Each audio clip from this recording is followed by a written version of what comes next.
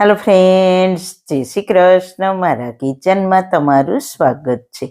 આજે આપણે બનાવીશું ટ્રેડિશનલ રીતે બનતા અડદિયા પાકની રેસીપી. શિયાળામાં કમજોરી દૂર કરીને શરીરમાં નવી શક્તિનો સંચાર કરે તેવા અડદિયા શિયાળામાં તો ખાવા જ જોઈએ. પણ આ અડદિયા પાક બજારમાં ખૂબ જ મોંઘા મળે છે.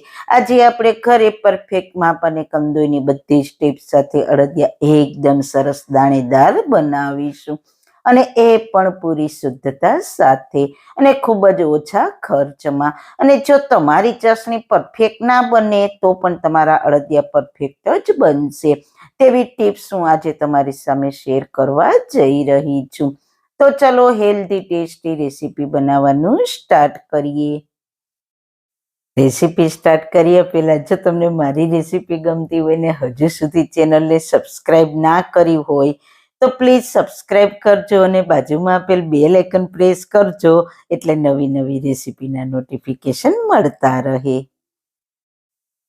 વાળના તમામ પ્રકારના પ્રશ્નો સોલ્વ કરતું 42 જડીબુટ્ટીઓથી બનાવેલું ઔષધિ તેલ, જે અમે લોકો જાતે જ ઘરે તૈયાર કરીએ છીએ, કોઈ પણ કેમિકલ્સના ઉપયોગ વગર, બિલકુલ નેચરલ છે. 42 જડીબુટ્ટીઓ ભેગી કરીને લોખંડની કડાઈમાં ઔષધિ તેલ તૈયાર કરવામાં આવે છે. જો તમારે ખરીદવું હોય તો તેના ઓર્ડર અમે લઈએ છીએ. ઓર્ડર કન્ફર્મ કરવા માટે વોટ્સએપ નંબર સ્ક્રીન પર જોઈ શકો છો. જો તમારે આ તેલનો પૂરો વિડીયો જોવો હોય તો તમને આ ચેનલ પર મળી જશે, અને ડિસ્ક્રિપ્શન બોક્સમાં લિંક પણ મૂકેલી છે. સૌથી પહેલા સુપર હેલ્ધી સુપર ટેસ્ટી કંદોઈની દુકાને મળે તેવા જ અડદિયા બનાવવા માટે પહેલા સામગ્રીનું માપ જોઈ લઈએ. તો તેના માટે મેં અહીંયા 500 ગ્રામ અડદનો કરકરો લોટ લીધો છે. સાથે લોટ જેટલા જ પ્રમાણમાં વજનમાં જોઈએ તો 500 ગ્રામ ઘી લીધું છે, 150 ગ્રામ માવો લીધો છે ને 400 ગ્રામ ખાંડ લીધી છે. ખાંડ તમે તમારા ગળાશના ટેસ્ટ પ્રમાણે પ્લસ માઇનસ કરી શકો છો. અડદિયા બનાવવા માટે અડદના કરકરા લોટનો ઉપયોગ કરવામાં આવે છે. આ લોટ તમને ઘંટી પર કે બજારમાં ખૂબ જ સહેલાઈથી મળી જાય છે. જો તમને આ રીતના લોટ ના મળે તો તમે અડદની દાળને મિક્સરમાં પીસીને પણ લોટ તૈયાર કરી શકો છો. હવે લોટને ધાબો દેવા માટે અડધો કપ દૂધ અને અડધો કપ ઘીને સારી રીતના મિક્સ કરીને મિક્સરને થોડું ગરમ કરી લઈએ. ગરમ થાય એટલે તેને નીચે લઈ લઈએ. હવે એક વાસણમાં અડદના લોટને લઈ લઈએ અને તેમાં દૂધ અને ઘીના મિક્સરને એડ કરીને તેને લોટમાં સારી રીતના મિક્સ કરી લઈએ. બંને હાથની મદદથી મિક્સરને લોટમાં સારી રીતના ધાબો દઈ દઈએ. અડદિયા બનાવતી વખતે લોટમાં ધાબો દેવો ખૂબ જ જરૂરી છે. ધાબો દેવાથી લોટનું એકદમ સરસ દાણેદાર ટેક્સચર આવે છે. સાથે ધાબો દેવાથી લોટની કણી ઉપર એક દૂધ અને ઘીનું કોટિંગ થઈ જાય છે, જે આપણે લોટને શેકતી વખતે જરા પણ બળતો નથી અને ટેક્સચર પણ પરફેક્ટ આવે છે.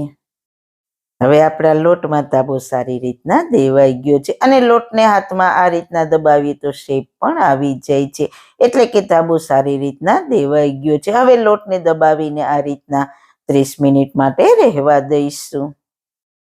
30 મિનિટ પછી લોટને આ રીતના છૂટો કરી લઈએ. હવે લોટનો એક સરખો દાણો તૈયાર કરવા માટે આપણે તેને ચાળણાથી ચાળી લઈએ. લોટ ચડાઈને ઉપર આ રીતના મોટા કણ રહી ગયા છે તો હવે તેને મિક્સર જારમાં એડ કરીને મિક્સરને આ રીતના રિવર્સ બાજુ એટલે કે પલ્સ મોડમાં ફેરવી લઈએ. પછી તેને ફરી ચાળણાથી ચાળી લઈએ. તો તમે જોઈ શકો છો એકદમ સરસ એક સરખા દાણા સાથે આપણો અડદિયા માટેનો લોટ તૈયાર થઈ ગયો છે. હવે કઢાઈમાં થોડું ઘી ગરમ મૂકીશું. ઘી ગરમ થાય એટલે મેં અહીંયા 125 ગ્રામ ગુંદ લીધો છે. તો થોડો થોડો કરીને ગુંદને તળી લઈએ. અડદિયામાં આ રીતના ગુંદને આખો તળીને એડ કરવાથી અડદિયામાં ગુંદનું ક્રન્ચી ટેસ્ટ ખૂબ જ સરસ આવે છે. ગુંદ આપણો બધો તળાઈ ગયો છે તો તેને એક વાસણમાં લઈ લઈએ. સાથે મેં 150 ગ્રામ મોરો માવો લીધો છે. તેને કડાઈમાં એડ કરીને સારી રીતના શેકી લઈએ.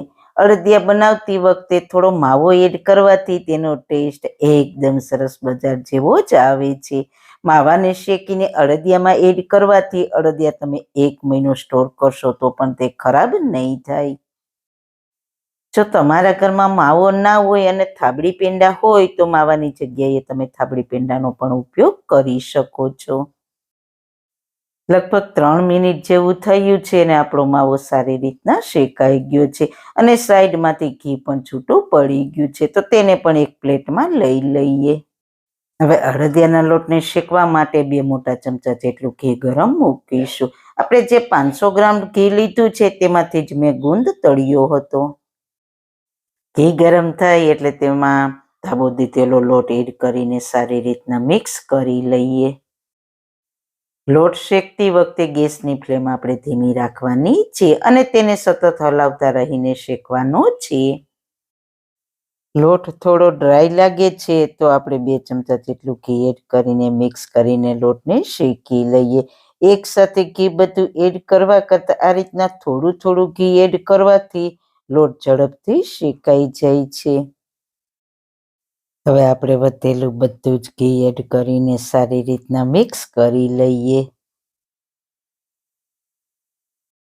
તમે જોઈ શકો છો લોટમાં બધું ઘી એડ કરવાથી લોટ સરસ આપણો ફૂલી ગયો છે અને લોટનું ટેક્સચર થોડું લિક્વિડી થઈ ગયું છે. હજુ આપણો લોટ પરફેક્ટ શેકાણો નથી.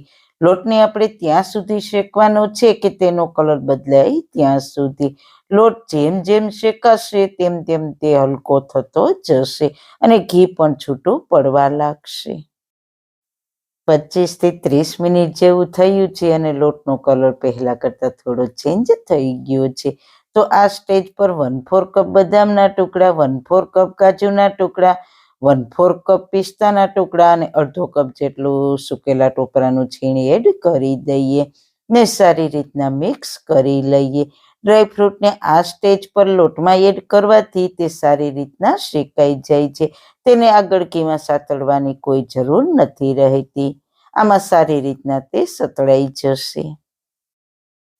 તો ગેસની ધીમી આંચ પર 35 થી 40 મિનિટ જેવું થયું છે અને લોટ પણ આપણો સારી રીતના શેકાઈ ગયો છે અને લોટનો કલર પણ ગોલ્ડન બ્રાઉન થઈ ગયો છે. તો હવે ગેસની ફ્લેમ બંધ કરીને લોટને નીચે ઉતારીને તેમાં શેકેલો માવો એડ કરીને તેને સારી રીતના મિક્સ કરી લઈએ. તો આપણો માવો સારી રીતના મિક્સ થઈને એકદમ સરસ માવેદાર ટેક્સચર આવી ગયું છે. હવે આપણે 1/4 કપ જેટલી કિસમિસ અને તળેલો ગુંદ અને 2 મોટી ચમચી સૂંઠ પાવડર એડ કરીને બધી સામગ્રીને સારી રીતના મિક્સ કરી લઈએ. બધી જ સામગ્રી સારી રીતના મિક્સ થઈ જાય પછી તેને સાઈડ પર રાખી દઈએ અને ફટાફટ આપણે ચાસણી તૈયાર કરી લઈએ. હવે ચાસણી બનાવવા માટે 400 ગ્રામ અને માપથી જોઈએ તો 2 કપ ખાંડને કડાઈમાં એડ કરી દઈએ. હવે ખાંડથી અડધું એટલે કે 1 કપ જેટલું પાણી એડ કરીને સારી રીતના મિક્સ કરી લઈએ. ગેસની મીડિયમ ફ્લેમ પર ખાંડને ઓગાળી લઈએ. ખાંડ ઓગાળતી વખતે ગેસની ફ્લેમ હાઈ નથી રાખવાની, નહીતર પાણી બળી જશે અને ખાંડ બરાબર ઓગળશે નહીં. લગભગ 3 મિનિટ જેવું થયું છે અને ખાંડ આપણી સારી રીતના ઓગળી ગઈ છે. હવે આપણે 1 તારની ચાસણી લેવાની છે. તો થોડી વાર પછી ચાસણીને ચેક કરીએ તો તમે જોઈ શકો છો 1 તારની ચાસણી તૈયાર થઈ ગઈ છે, જે અડદિયા બનાવવા માટે એકદમ પરફેક્ટ છે. તો હવે ગેસની ફ્લેમ બંધ કરી દઈએ. પછી ચાસણીને તરત જ અડદિયાના મિક્સરમાં એડ કર્યા પહેલાં તેને 2 મિનિટ આ રીતના હલાવીને થોડી ઠંડી કરી લઈએ. ચાસણીને આ રીતના થોડી ઠંડી કરીને એડ કરવાથી અડદિયાનું ટેક્સચર એકદમ પરફેક્ટ આવશે. હવે ચાસણીને એડ કરીને સારી રીતના મિક્સ કરી લઈએ. ચાસણી એડ કરીશું એટલે શરૂઆતમાં મિક્સર થોડું ઢીલું લાગશે, પણ જેમ જેમ મિક્સરને હલાવતા જઈશું તેમ તેમ ચાસણી તેમાં મિક્સ થતી જશે અને મિક્સરમાં એક બાઇન્ડિંગ આવી જશે. તો મિક્સરને લગભગ 7 મિનિટ જેવું હલાવ્યું છે એટલે ચાસણી એકદમ સારી રીતના મિક્સરમાં મિક્સ થઈ ગઈ છે, જેનાથી મિક્સરમાં એક બાઇન્ડિંગ પણ આવી ગયું છે.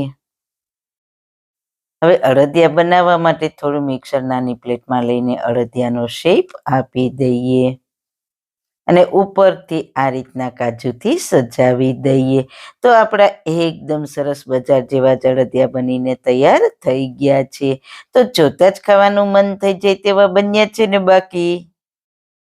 તો આ જ રીતના બધા જળદિયા વાળીને તૈયાર કરી લઈએ. જો ચાસણી બનાવતી વખતે તમારી ચાસણી થોડી ઢીલી રહી જાય અને મિક્સર થોડું ઢીલું રહેતું હોય તો મિક્સરને થોડી વાર ગેસ પર રાખી દેજો. ગેસની ધીમી ફ્લેમ પર 3 થી 4 મિનિટ હલાવશો એટલે મિક્સર ઘટ થઈ જશે અને અડદિયાનું મિક્સર પરફેક્ટ થઈ જશે. અને જો ચાસણી તમારી થોડી વધારે ઘટ થઈ ગઈ હોય અને મિક્સર છૂટું રહેતું હોય અને બાઇડિંગ ના આવતું હોય તો અડધી વાટકી જેટલા ઘીને ગરમ કરીને ગરમ ઘીને મિક્સરમાં એડ કરશો એટલે મિક્સરમાં સરસ બાઇડિંગ આવી જશે.